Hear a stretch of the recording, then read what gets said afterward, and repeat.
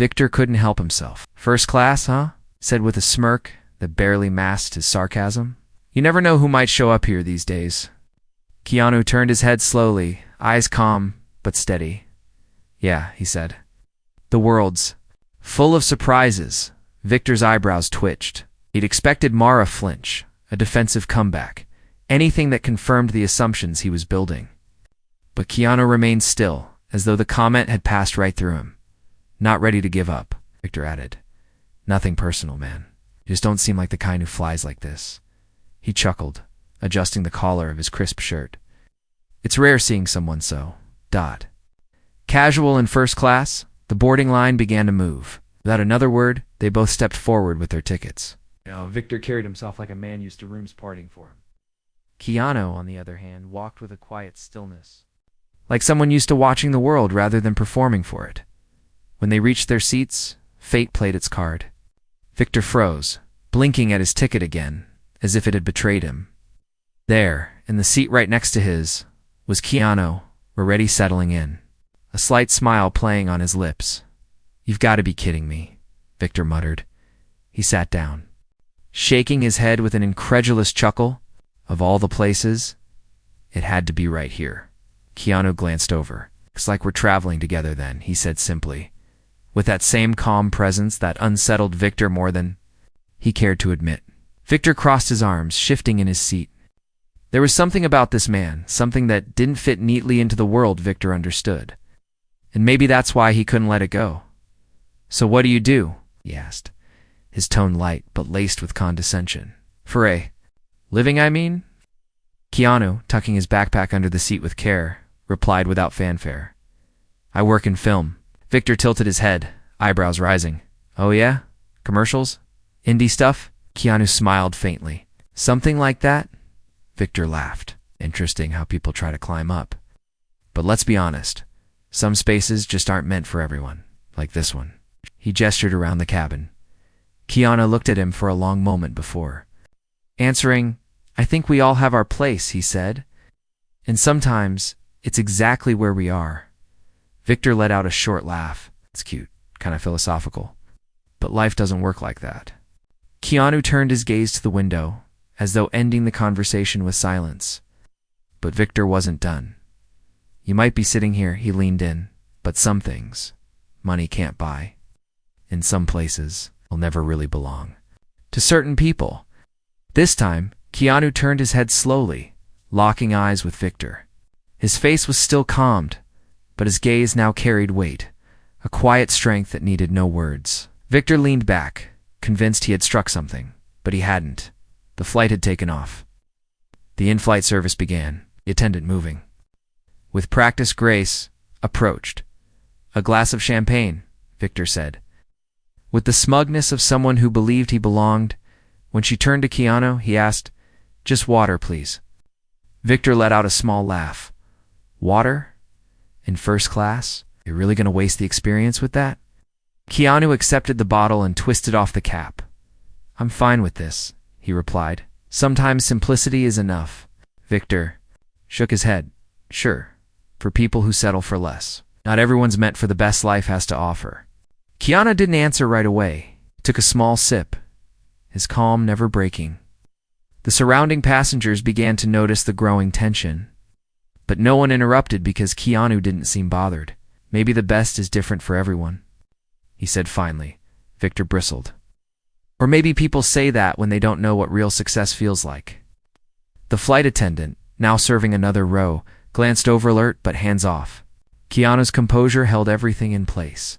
"Well," Keanu said with a faint smile, "we all end up at the same destination when the flight lands, don't we?" The words hit harder than Victor expected. For a second, he lost his balance emotionally.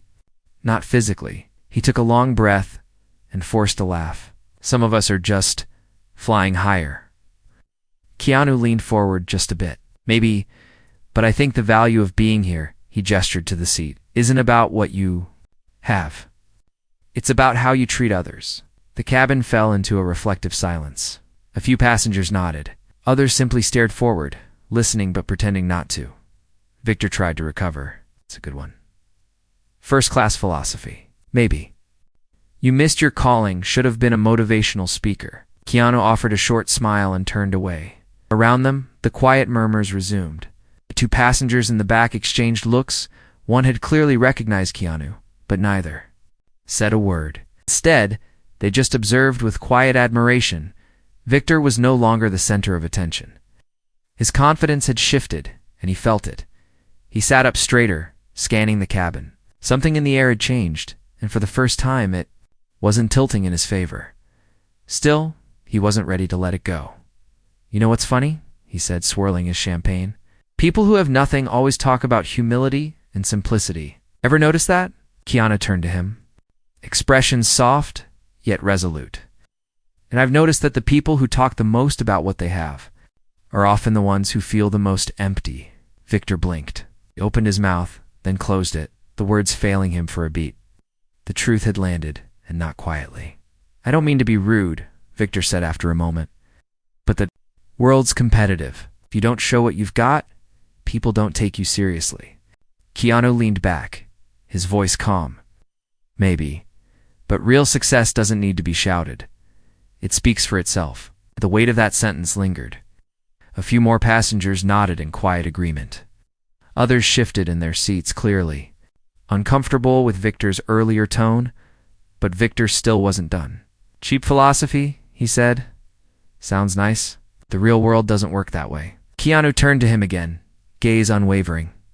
"The real world is made by people, Victor. And in the end, how we treat others. That says more about who we are than anything else." Victor looked around now. He saw it, the shift, the disapproval, the glances. For a man so used to holding power in every room he entered, this new atmosphere felt foreign, even hostile, and he hadn't realized yet. This was just the beginning. Keanu Reeves stood quietly in the first-class line. His appearance, plain and unassuming, stood in stark contrast to the lavishness around him. A man behind him, Victor Harding, watched him with thinly veiled disdain, dressed in a perfectly tailored suit and reeking of self-importance. Victor couldn't help but scoff inwardly at the man in the flannel shirt and worn-out jeans. The airport buzzed around them, announcements echoing, luggage rolling, people hurrying toward distant gates, yet Keanu remained still, calm, almost serene. He didn't fidget, didn't check his phone, he just observed. It wasn't arrogance, it was presence, and it unsettled Victor. Victor was used to commanding attention. His cologne filled the air before he even spoke, his polished shoes tapping the floor like a metronome of entitlement. He believed first class was a stagehand, he the lead actor. He leaned forward, voice low but cutting. "Did you get lost on your way to economy?" Keanu turned his head slightly, offering a half smile. "No, I'm right where I need to be." Victor scoffed. "Sure, wearing that shirt must be some kind of joke." But Keanu's expression didn't shift. There was no defensiveness, only quiet patience. Sometimes what we wear says less about us than how we treat the people around us. Victor laughed, but his chuckle faltered. There was something unsettling in Keanu's confidence. That didn't need to shout. They boarded the plane in silence. The weight of that interaction lingered like perfume in the air. In the cabin, luxury enveloped them: plush seats, crystal glasses, whispered service. Victor leaned back, crossing his arms, still trying to figure Keanu out. The man didn't belong here, not in Victor's eyes. And yet, an hour into the flight, Victor couldn't contain himself. He said, sipping his champagne, "People like you try so hard to look humble. But deep down, you want everyone to notice you for being different." Keanu turned to him. It's not harshly, just thought genuinely. "I think it's the opposite. The need to be noticed usually comes from a kind of emptiness. We're hoping others will fill something we're missing inside."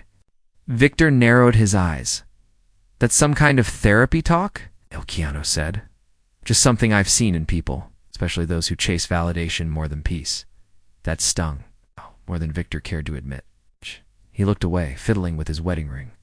"You think just because you act like you've got it all figured out, you're better than me?" Keanu's reply was calm. "Not at all. I don't think I'm better than anyone. I just believe that how we treat people, especially when we don't know them, reveals who we really are." Victor leaned forward, voice rising. "You don't know me. I don't know what I've been through, the sacrifices I've made. You think standing here quietly makes you some kind of saint? No. Keanu said softly. But shouting about your achievements doesn't make you stronger either. Sometimes it just means you're afraid of being seen as small. The words struck like a chord too close to home. Victor's face flushed. He stood abruptly, knocking over his glass. You think you're better than me? He barked. Passengers turned.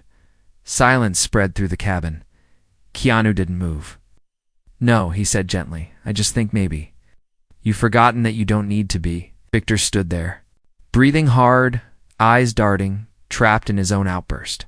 Then came the quiet voice of the flight attendant. Mr. Reeves, the captain wanted me to let you know your connection in Tokyo is confirmed, and he sends his regards. The cabin stilled. Reeves? The name rippled through the air like a dropped stone in still water. Victor stared, stunned. Keanu, Reeves? He echoed. Keanu nodded politely to the attendant and then turned to Victor. Something wrong? Victor's jaw tightened. I didn't know it was you. Keanu tilted his head. Would it have changed how you spoke to me? Victor faltered. I mean, maybe. I don't use my name as a shield, Keanu said. How you treat people shouldn't depend on who they are. It should depend on who you are. Victor sat down slowly, suddenly aware of the other passenger's eyes on him. It's not an admiration, but judgment. He looked small, now smaller than the man he'd tried to humiliate. I didn't mean to offend, he said, almost in a whisper. I just didn't know. Keanu nodded. That's the point. You didn't know, and yet you judged. There was no venom in his voice. It's just truth. And that was worse. The rest of the flight passed in heavy silence. Victor stared at his hands. Keanu quietly returned to his book. No performance. No show. Presence. Victor, once bursting with arrogance, now felt bare. Every word echoed in his mind. The shame wasn't just from being wrong yet, was from being seen as the plane touched down and passengers began to disembark. Victor turned to Keanu. His voice was low. I owe you an apology. Not because of who you are, but because I acted like someone I don't want to be. Keanu looked at him with a calm that had never wavered. Then don't be that person. Victor nodded slowly. He didn't know what to say next. Sometimes, Keanu added, what we search for most out there is what we've lost inside. I hope you find it. Victor didn't speak, but something shifted in him. As he walked through the terminal, he turned to see Keanu greeting fans, one by one with quiet grace. No show, no arrogance, it's just kindness.